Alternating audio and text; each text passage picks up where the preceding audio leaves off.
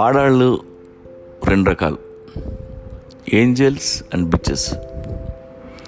Bitch అంటే మరోలా అనుకోవద్దు, బిచ్ అంటే తెలివైన పిల్ల అని అర్థం. ఒక ఎగ్జాంపుల్ చెప్తా. ఆఫీస్ పని మీద మొగుడు మలేషియా వెళ్ళాడు. 2 రోజుల వరకు భార్యకి ఫోన్ చేయలేదు. 3వ రోజు ఇంటికి ఫోన్ చేస్తే భార్య విపరీతంగా ఏడుస్తుంది. 2 రోజుల నుండి ఎందుకు ఫోన్ చేయలేదు, రాత్రి అంతా నాకు నిద్ర లేదు, మీకు ఏమైందో అని భయం, అన్నం కూడా తినలేదు అని ఇంకా ఏదో చెప్పి ఏడుస్తుంటే మొగుడు చిరాకు పడ్డాడు.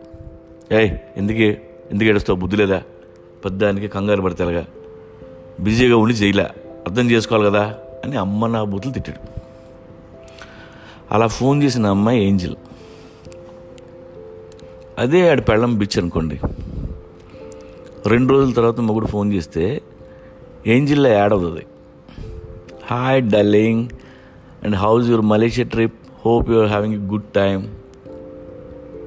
ఇప్పుడు మొగుడు ఏమంటాడు తెలుసా, సారీ డార్లింగ్, 2 రోజుల నుంచి నీకు ఫోన్ చేయలేదు, ఆఫీస్లో వర్క్ ఎక్కువగా ఉంది, ఐ నో నువ్వెంత కంగారు పడతావో నాకు తెలుసు, సారీ బంగారం అని.